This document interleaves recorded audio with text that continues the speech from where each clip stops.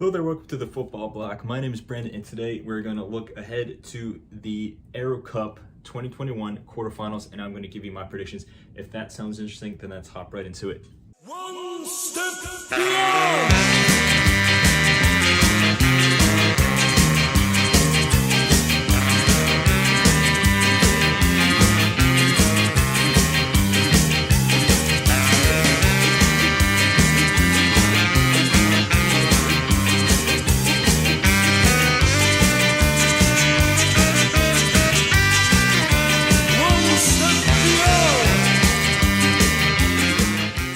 So hello there, welcome back. We are here with the Summer Football Fest, and I know what you're going to say. Why is it Summer Football Fest when we're in essentially the middle of December? And that is because we are back with more international football with the FIFA Arab Cup, which is essentially the replacement for the Confederations Cup, and it's sort of like a preparation tournament for the Qatar World Cup, which will be exactly a year from now in 2022. So we have this tournament, the Arab Cup. It's not the most popular tournament, I know, and not a lot of you guys are watching it, and you know, it's not even in an official FIFA international break calendar, so most of the big teams haven't even brought their star players, so no Mohamed Salah, no Riyad Mahrez, for example. And I'm not gonna lie to you guys and say I know a lot about these teams or these players. Most of these players play domestically in Africa or Asia. I'm not gonna lie and pretend I know a lot about them, because I don't. However, so far it's actually been a really interesting tournament. I've been able to watch a lot of the games, or at least the highlights of most of the games, and it's been a pretty fun tournament. There's a lot of really great games, a lot of red cards, by the way, and a lot of really interesting matchups. So now that the group stage is over, let's look ahead to the quarterfinals, and I'm going to give you my prediction. So we have four matches here. We have Tunisia versus Oman, and then we have Qatar versus UAE, Egypt versus Jordan, and Morocco versus Algeria. We're going to start off first with Tunisia versus Oman, and I think in this game it's pretty clear that Tunisia is the heavy favorite. Now if you look here, Tunisia's Jaziri is the top scorer of the Arab Cup so far with 3 goals, and then if you look at Tunisia's record so far, they've had a 5-1 win over Mauritania.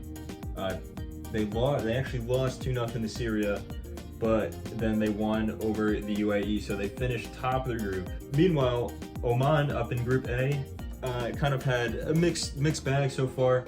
They tied Iraq. It was a very close game. You know, you can argue that Iraq was a better team, but Oman still was in there for a majority of the game. They lost to Qatar. However, I actually think that they outplayed Qatar, and then they ended up winning 3-0 over Bahrain, who, you know, it's a game they should be winning. So overall, it's these two teams, both of them have a realistic chance of making it to the semifinals, but I still think that Tunisia, just with all the firepower they have up top, has to be the heavy favorites. So I'm going to say that Tunisia go through 3-1 over Oman. I think that Oman's not necessarily going to play bad, but Tunisia is just a step above.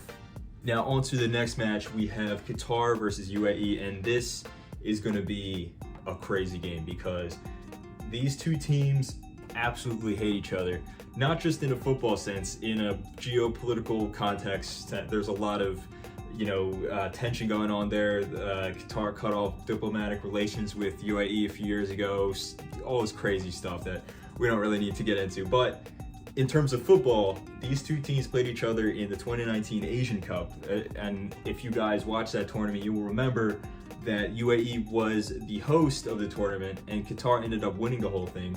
They played UAE in the semifinals and beat them 4-0. It was an embarrassment of a result. It was so bad that the Emirati fans started throwing their shoes on the field. It was really embarrassing.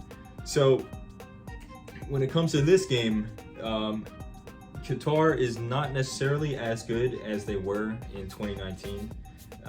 And the UAE, you can argue they're not as good either, as they only finished second in their group. But when you look at their stats, we have Qatar topping Group A. You know, they beat Bahrain, but you know, it's a game that you expect them to win, and they didn't necessarily play all that well. Then they scraped by against Oman, and then the game against Iraq was an interesting game because for the most part, I would argue that Iraq actually played better. But then in the second half, Qatar subbed on their three best players, Akram Afif, Amouez Ali, and Hassan Al Haidos. And then from there on, it was like a completely different team. They wiped the floor with Iraq. As for the UAE, they beat Syria. This was a pretty tough game. The Syrian team was an underrated team this tournament. And then they beat Mauritania very closely. It was a 93rd minute winner. And then they lost to Tunisia in a very, very tight game. So when you look at these two teams overall, I think that despite the rivalry, Qatar is a better team.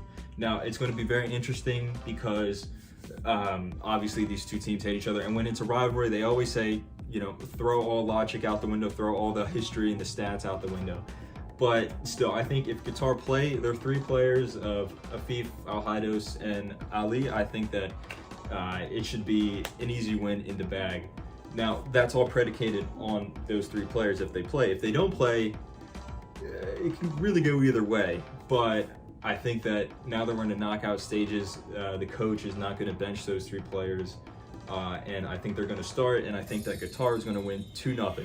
But I will also say, I think it's going to be a really tense, maybe even violent. We're probably going to see a lot of red cards and things like that. All right, so anyway, on to the third match. We have Egypt versus Jordan. And if you take a look at these two teams, how they've done so far, Jordan finished second place in Group C. They defeated Saudi Arabia in their first match. And Saudi Arabia really disappointed in this tournament. I thought that considering they made the last World Cup, and I believe the quarterfinals of the Asian Cup, they'd be one of the heavy hitters of the tournament, but they absolutely were not. Jordan outplayed them, probably should have won by more, considering that they were outplaying Saudi Arabia, even though they were a man down for a large portion of that game. But in the next match, Jordan got utterly destroyed by Morocco. They lost 4-0 here. But they were able to make up with that make up for that with a 5-1 win over Palestine, who admittedly was not the best of teams in this tournament, but still, that was a statement win considering how bad they lost in the first game. Now, if we take a look at Egypt, they are definitely one of the tournament favorites, pre-tournament favorites, and so far they've been playing really well. They finished top of Group D. They beat Lebanon, close game, but Egypt was the better team, and then they utterly tore Sudan to shreds, 5-0. Before time, 1-1 with Algeria in a game that really could have gone either way. But when you look at these two teams up against each other, I think that, again, it's pretty clear that Egypt is the better team here. Now, I don't think Jordan is going to be a pushover. They showed that when they get knocked down, they can come right back up. But I think Egypt just have too much talent. As for my score prediction, I think that Egypt is going to overcome Jordan 2-1. You know, Egypt is going to come out on top, but it's not going to be easy in any way, shape, or form. Overall, it's a shame that FIFA did not recognize this as a international break, because it would have been great to see, like, you know, Mohamed Salah playing for Egypt, and the Siri, Bono, and Benatia playing for Morocco, as well as Mahrez and Slimani and all these other guys for Algeria. Same with Tunisia, has some big players playing in France too. You know, I was expecting that before the tournament. I didn't know until they released the squads that most of these teams are just bringing players who play domestically in Asia, Africa. But you know, what can you do? I mean, overall, it's a shame that the Confederations Cup got canceled, because that was a tournament I personally love. But anyway, on to the fourth and final game, and we have probably the highlight match of the round. Well, I mean, the Qatar-UAE game is a big game because it's a rivalry, but just simply in terms of how big the teams are, this is the heavy hitter with Morocco and Algeria lining up against each other. Now, if we look at the groups, Algeria finished second in Group D, but only because Egypt had a better record in terms of fouls. As you can see here, they both scored 7 goals, only conceded 1, and ironically, the goals they conceded was against each other. They both had obviously plus goal difference. So these two teams were neck and neck. Algeria blew out Sudan 4-0 in the first game. Very, very strong performance before comfortably beating Lebanon 2-0. And then obviously tying Egypt. So this Algerian team, granted they don't have their top players as does most of the other teams, they're still very strong team and a tournament favorite before the tournament and at this moment as well. Now, as for Morocco, Morocco seems to be a team that just loves scoring.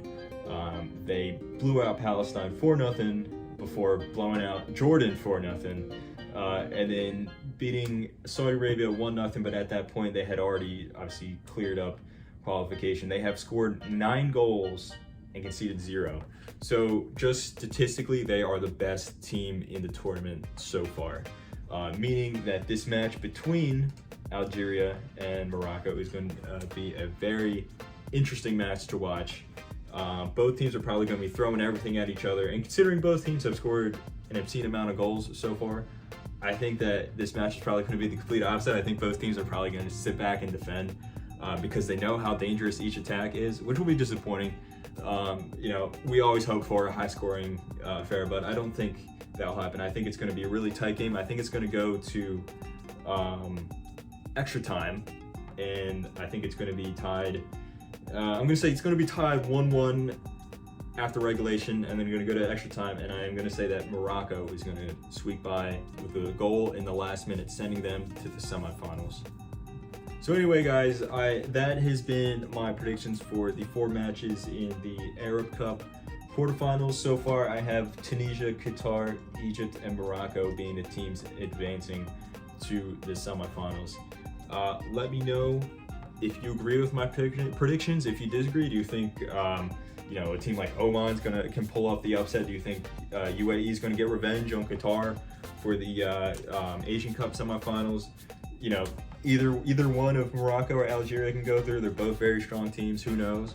If you have not watched any games of the Arab Cup so far, I highly recommend watching the highlights on YouTube or something like that, and then tuning into these games, because at least these games will be the most important games. They'll be the knockout stages, quarterfinals, semifinals, etc. So anyway, guys, thank you very much for watching.